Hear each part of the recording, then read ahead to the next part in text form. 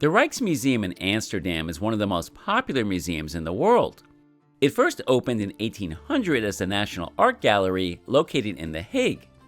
It was moved to the Royal Palace in Dam Square in Amsterdam in 1808. The current building dates from 1885 and was built by architect Pierre Cuypers in a style inspired by medieval cathedrals.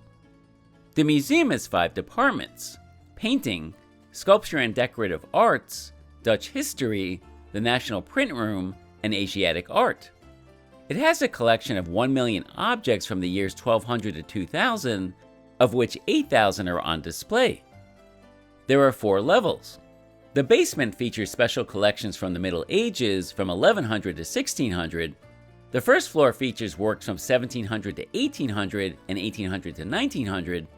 The second floor contains many works of the 17th century Dutch masters such as Rembrandt and Vermeer from 1600 to 1650 and 1650 to 1700, and also features the Gallery of Honor and the Night Watch Gallery. And the third floor presents works from the 20th century from 1900 to 1950 and 1950 to 2000. We are going to focus on the 17th century Dutch masters, 19th century art, the Navy Models Gallery, and the Middle Ages. After entering the Rijksmuseum, many people immediately climb the stairs to the second floor, walk through the Great Hall,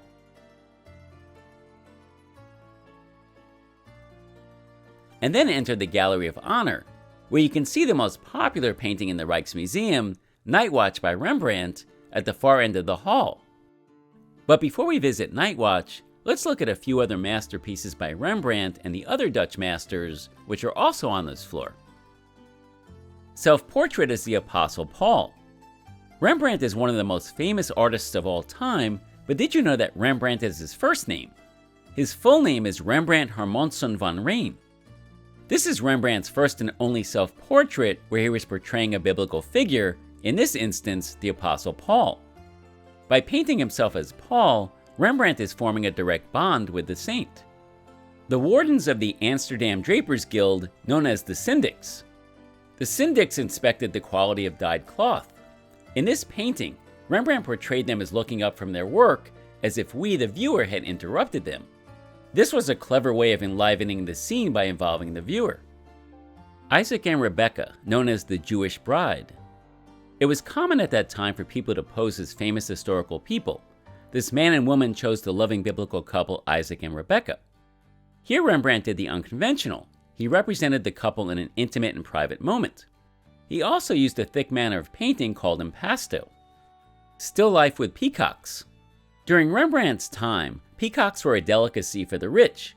Their meat was used as a filling in pastries.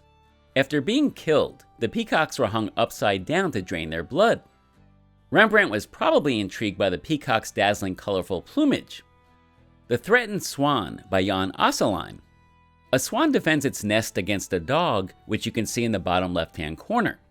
In later centuries, it was believed that this painting had political symbolism. That Dutch statesman Johannes de Witt, who was assassinated in 1672, was protecting the country from enemies.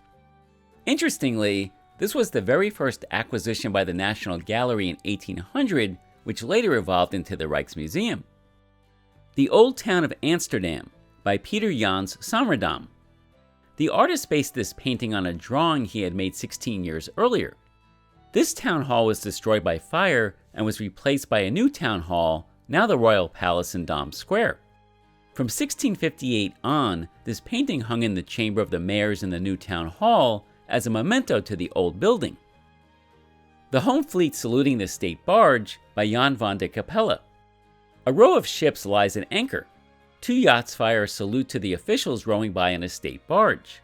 The water has a mirror-like quality that reflects the ships and the passengers. Portrait of Maria van Strijp and Portrait of Eduard Wallis by Johannes Cornelisz Verspronck. Johannes Verspronck and Frans Hals were both painting portraits in the city of Haarlem at the same time. They had 2 totally different styles. Verspronck, who was a student of Hals, painted very precisely with attention to detail, while Hals, whose work you will see shortly, paid less attention to detail and used broad brushstrokes. Verspronck not only painted Maria van Strijp and her husband, but also her mother and brother-in-law. Verspronck usually painted his patrons standing, but in this painting, he borrowed from Hals' technique by having Maria sitting sideways on a chair with its back to the viewer. Portrait of Maritge Claesdr by Frans Hals. Brewing beer was originally done by women at home. In the 17th century, breweries developed into commercial enterprises and were registered in the husband's name. Maritge's family owned a brewery in Haarlem. Her husband became co-heir to the brewery, and he later started his own brewery. She managed the brewery in his absence, and eventually her daughter took over. And now let's take a look at what is perhaps the most famous painting in the Rijksmuseum. Officially, it's known as Militia Company of District 2 under the command of Captain Frans Banning Koch, also known as the Shooting Company of Frans Banning Koch and Willem van Rautenberg. However, most people know this painting as the Night Watch. This is Rembrandt's largest and most famous painting. It took him 3 years to complete. It was made for one of the 3 headquarters of Amsterdam's Civic Guard. These civilian soldiers defended the city from attack. Rembrandt was the first to paint all the figures in a Civic Guard piece in action. The captain, who is dressed in black, gives the order to march out. The guardsmen are getting into formation. Rembrandt used the light to focus on particular details, like the captain's gesturing hand and the young girl in the foreground, who was the company mascot. The name Night Watch originated in the 18th century when the painting was mistakenly thought to have represented a nighttime scene. While we were there, they were doing some restoration to the painting. Previously, X-rays had revealed something unusual, a layer under the surface that was full of lead. This had never been seen before in Rembrandt's paintings. Rembrandt and his peers typically started a painting by first coating the canvas with a stiffening layer of glue, then adding a base coat of underlying pigment, known as a ground layer, to prime the canvas. But there was no glue layer in the Night Watch. The lead-saturated layer may have been used instead because it could better protect the canvas.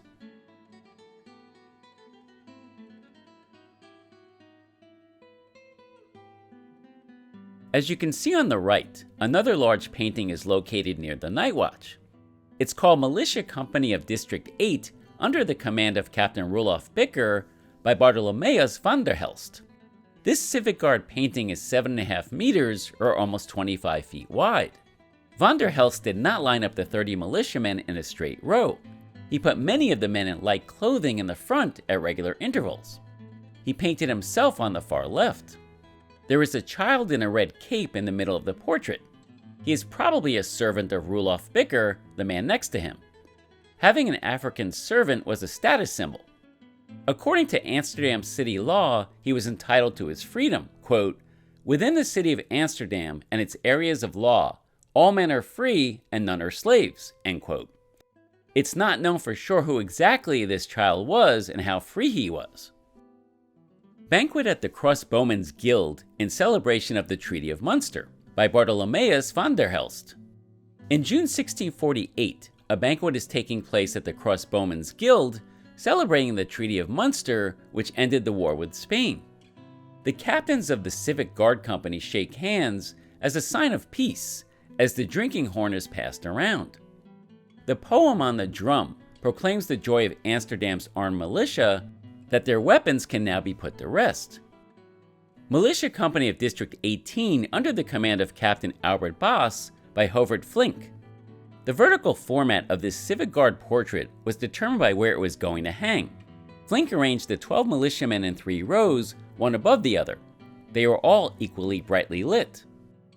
We've seen the works of a few of the 17th century Dutch masters, and we will see a few more, but there was one Dutch master we need to talk about, and his name is Johannes Vermeer. Vermeer died broke and didn't become famous until 200 years after his death. There remains a controversy surrounding him 350 years after his death, which is whether or not he used an optical device called a camera obscura to perhaps give him an aid while painting. How popular is Vermeer today? The Rijksmuseum had a Vermeer exhibition going on when we were there, featuring 28 of his paintings from museums all around the world, the most ever assembled in one place.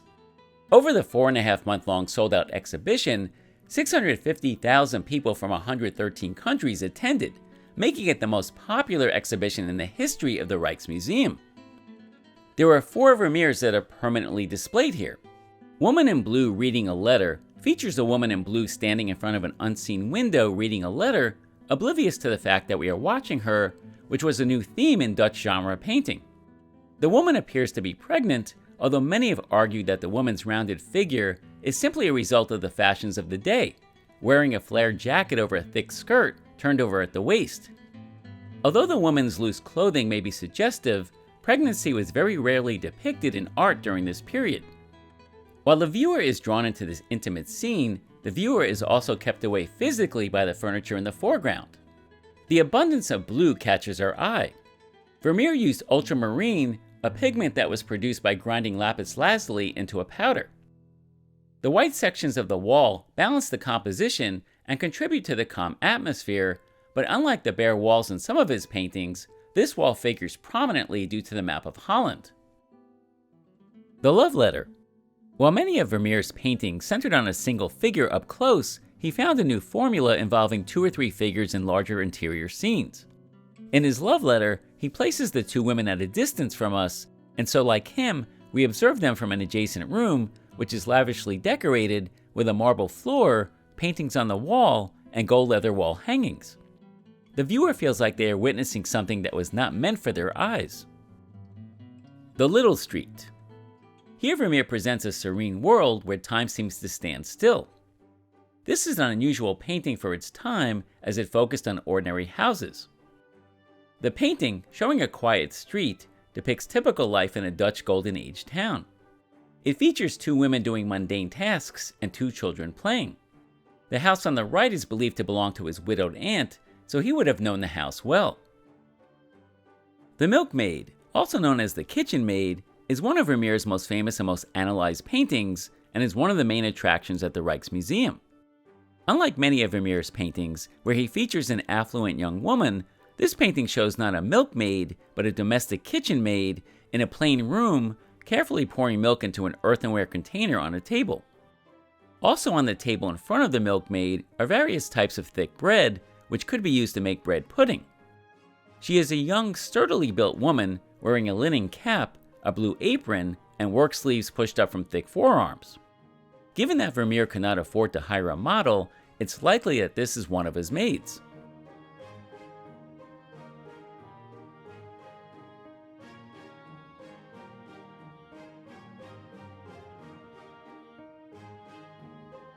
Dutch Ships in a Calm Sea by Willem van de Velde II. A small squadron of warships is getting ready to depart in a calm sea. A sloop with dignitaries rows past the ships to the sounds of trumpets and the firing of salutes. In 1778, this painting was described in a sales catalog as being exceptional. Quote, "One of the best gems by this outstanding marine painter." End quote. The Tailor's Workshop by Karen Gerrits van Brekelkamp. The artist depicts the shop of a tailor who is at work with 2 apprentices who are on a raised platform.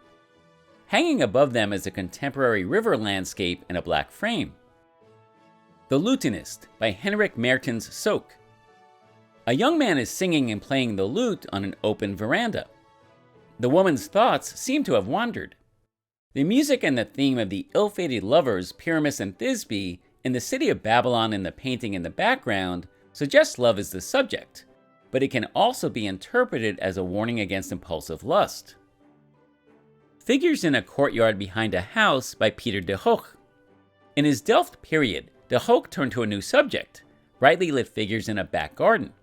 However, the figures in this painting seem out of place, as they could easily be found in a dimly lit tavern. Seduction is in the air, as the suitor casts a flirtatious glance at the girl squeezing the juice from a lemon into a glass. The Feast of St. Nicholas by Jan Havix Steen. The Feast of St. Nicholas has been celebrated the same way for centuries every December in the Netherlands. Good children receive gifts from the saint. The little girl in the foreground has a bucket full of treats. Naughty children, like the crying boy on the left, get only a bundle of twigs in their shoe. Jan Steen was a storyteller who succeeded in incorporating all the elements of this feast in the picture. Portrait of a Couple, probably Isaac Abraham's Massa and Beatrice van der Laan by Frans Hals. This happy, smiling couple sit close to each other. This type of posing was highly unusual for its time. It may have been prompted by the friendship of the couple with the painter and the fact that this portrait was commissioned for their marriage. The painting has references to love and devotion, such as the Garden of Love on the right and a thistle on the left representing male fidelity. A militiaman holding a Birkemeyer, known as the Merry Drinker, by Frans Hals. The militiaman merrily raises his glass to toast us. Hals' swift, spontaneously applied brushstrokes enhance the portrait's sense of liveliness, animation, and movement. Peasant Kermis by David Teniers. The peasants attending this country festival usually behave well. They eat and drink, dance to bagpipe music, or just stand around talking. The one exception is the drunk man on the far left who has trouble standing up.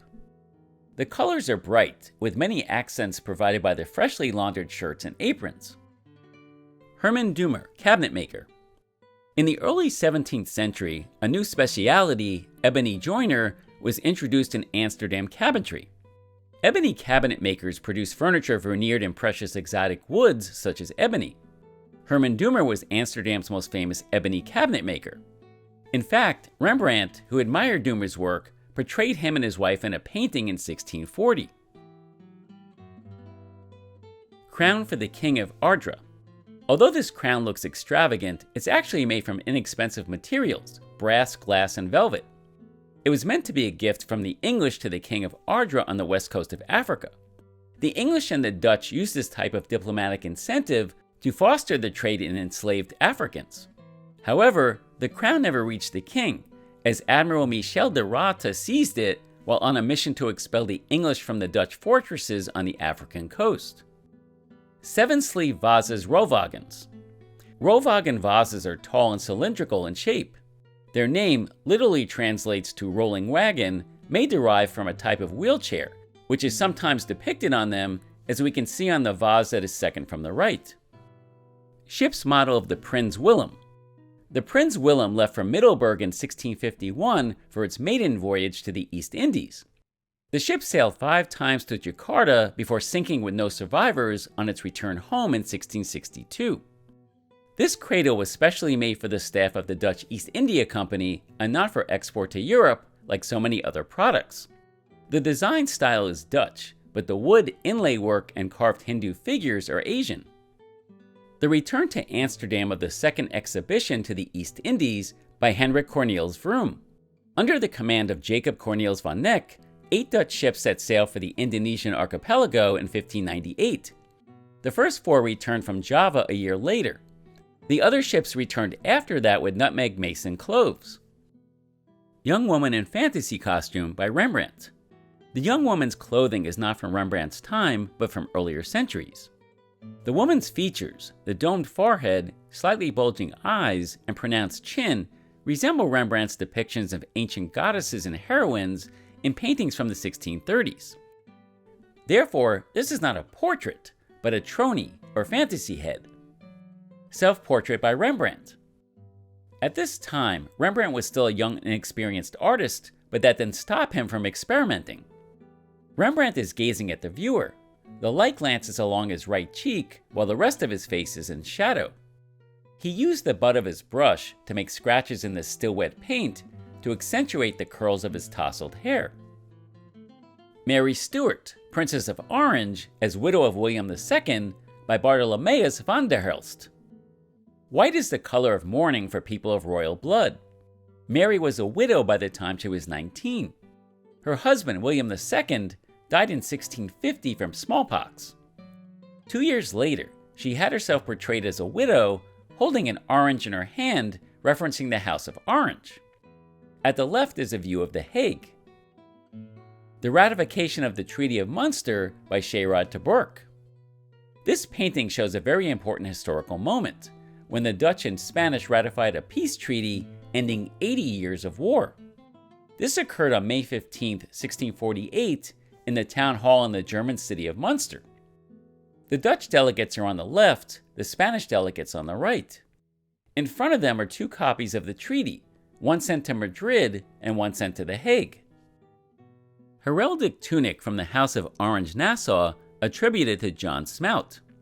The coat of arms of Prince Frederick Hendrik of Orange-Nassau are embroidered on the front, back, and sleeves of this tunic, which was made for his state funeral in Delft in 1647. It was carried in the procession to demonstrate the prince's status and rank.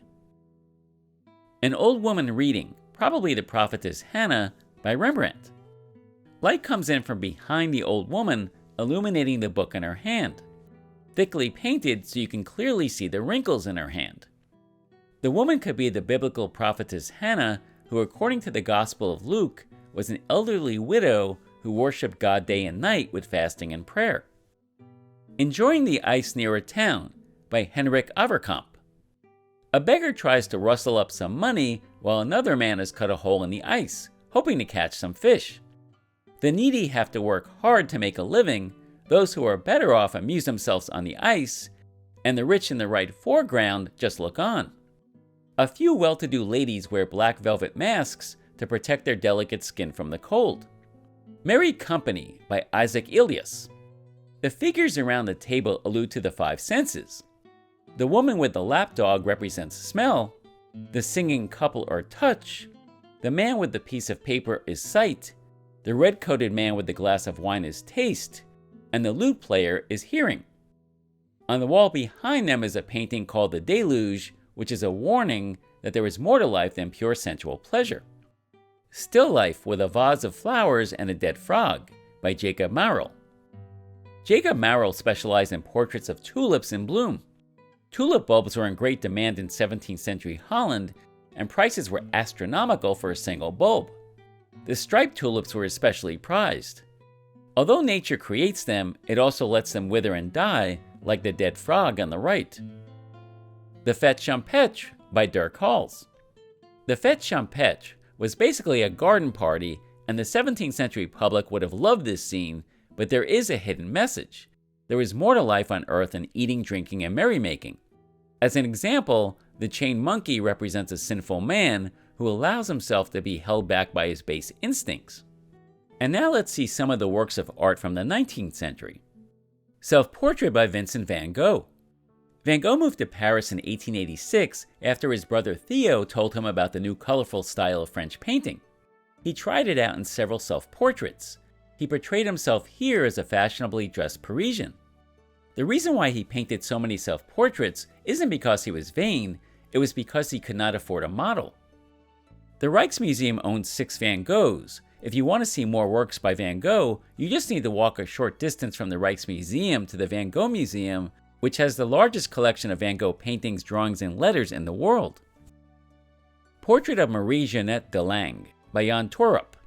Marie-Jeannette de Lange chaired the Association for the Improvement of Women's Clothing, which promoted hygienic, loose-fitting natural clothing that allowed women greater freedom of movement. Here she posed at home dressed comfortably.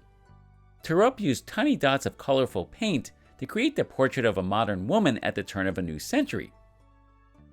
The Yellow Riders, by George Henrik Breitner.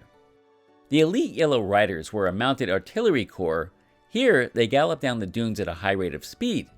The sand kicked up by the horses at the front clouds the view of the horsemen behind. The repetition of the black and red and gold on their uniforms reinforces the movement of the soldiers. The Single Bridge at the Paleisstraat in Amsterdam, by George Henrik Breitner. Breitner often took photographs to prepare his paintings. The way the woman walks straight towards us and the fact that the image is cropped are photographic qualities. Breitner originally depicted the woman as a maid, but after a negative review, the gallery representing him suggested it would be better if she were an elegant lady. Decorative plates with the Constantinople pattern and plant motifs designed by Theo Kolenbrander. Fishing Pinks and Breaking Waves by Henrik Willem Mestdag. Mestdag was fascinated by the sea, fishermen, and their fishing pinks, vessels with a flat bottom, which allowed them to be hauled up onto the beach. This painting reflects the moment when the new catch is being distributed. With its horizontal and rugged brushwork, Mestdag transformed an everyday scene into a monumental composition. July, Summer Luxuriance by Jacobus van Looy. At first glance, it may seem that the blue flowers are the only focus of this large painting. If you look further, you will see the artist's house and the hay wagons behind the tall hedge in the upper part of the painting, and an overturned pot in the right foreground. Van Looy was inspired by Van Gogh, but his representation of nature and the fall of light are more realistic. A windmill on a polder waterway, known as In the Month of July, by Paul Joseph Constantin Gabriel. As the artist stated in a letter, quote, "Our country is saturated with color. I repeat, our country is not gray, not even in gray weather, nor are the dunes gray," end quote. Unlike many Hague School painters, he actually enjoyed painting a beautiful summer day. The Departure of the Royal Netherlands East Indies Army, KNIL, by Isaac Israels. This departure of KNIL soldiers is about to leave Rotterdam. Many of the men came from the countryside, where poverty and unemployment were rampant. Between 1850 to 1900, 85,000 soldiers were deployed to the Netherlands East Indies, joined by an equal number of people from Southeast Asia and West Africa. They fought there in wars in which the Dutch state sought to strengthen its colonial hold on the Indonesian archipelago.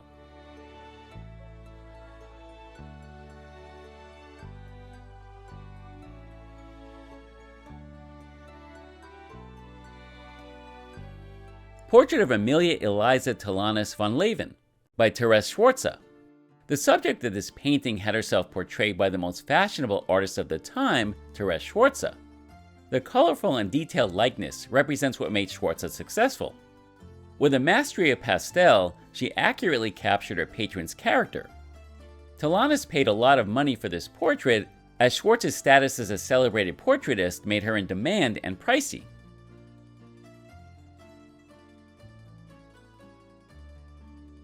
Winter Landscape by Baron Cornelisz Kuckuck. For this winter landscape, Kuckuck chose a hilly area in the German region of the Lower Rhine. This is a peaceful, snowy scene with men pausing beside a sled carrying brushwood and vegetables. The scene stretches out through the mist in the distance. Portrait of William II, King of the Netherlands, by Jan Adam Kruisman. This is a portrait of King William II in a military uniform. He poses casually with his hound in the dunes, which was considered the quintessential Dutch landscape at the time. In 1848, when revolutions were rampant in Europe, William II renounced royal autocracy, and the Netherlands became a parliamentary democracy. The Princess of Orange visiting the workshop of Bartholomeus van der Helst, by Hendrik Jacobus Schulten. Mary Stuart, widow of William II, looks at her portrait in the workshop of van der Helst. In the background is his unfinished monumental painting, which we had seen earlier, Banquet of the Civic Guard, in which the militiamen celebrate the end of the 80 Years' War. For his likeness of the princess, Schulten relied on an existing portrait by van der Helst.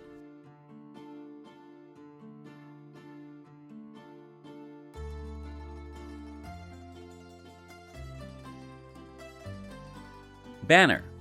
Napoleon's brother, Louis Napoleon, made Amsterdam the capital of his kingdom and assembled national treasures there. In July 1806, he had important objects from the Dutch Parliament building in The Hague transferred to Amsterdam.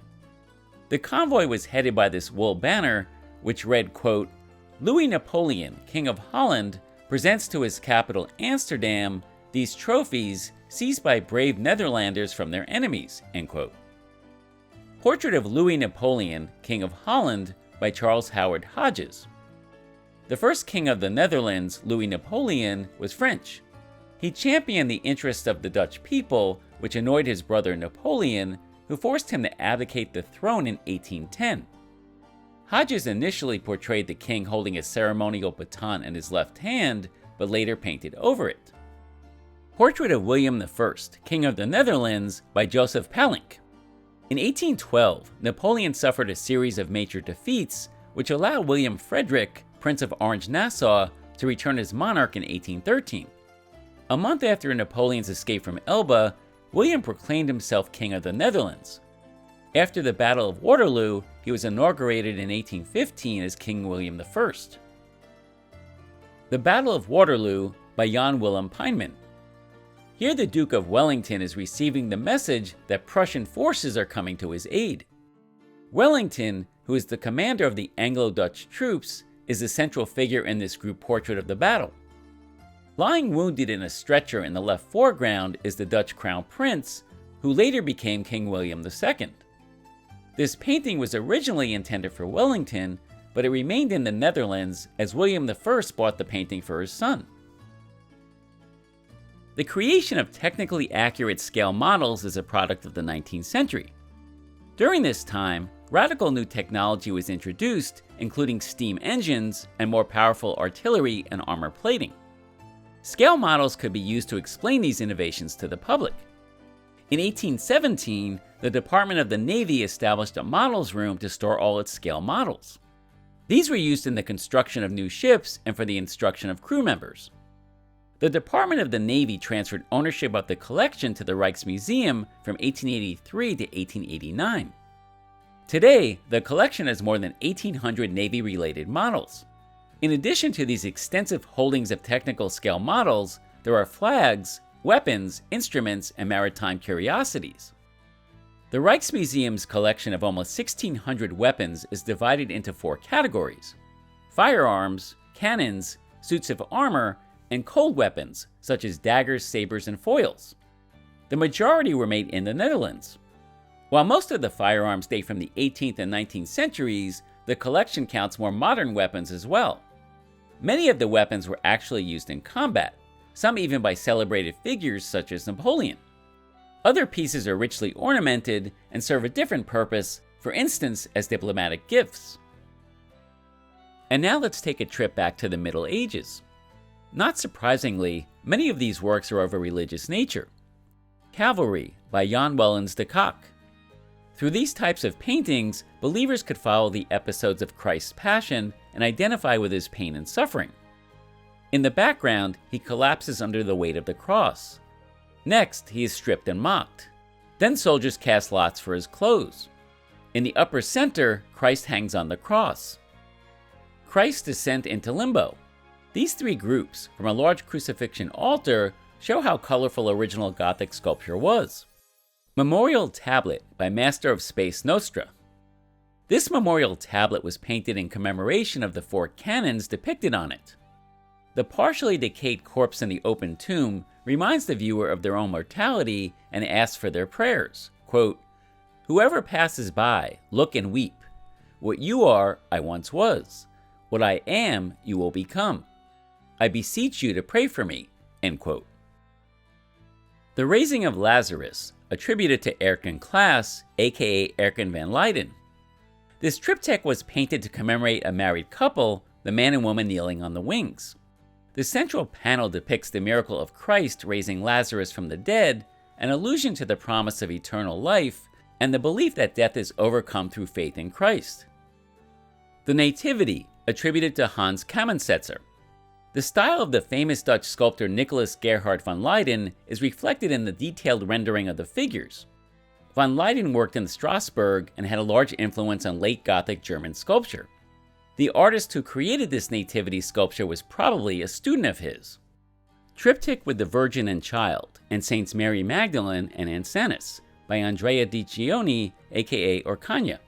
Orcagna was the leading Florentine painter of the mid-14th century.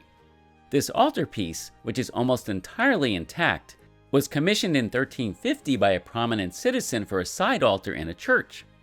The depiction of the stiff figures was reflective of the painting style at the time. The frame is reminiscent of Gothic architecture. St. Augustine, by Circle of Gilles de Silo.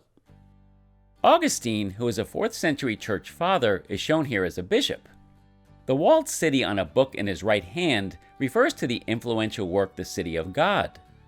The book describes the conflict between God's heavenly city and representing Christianity and the earthly city of the unbelievers.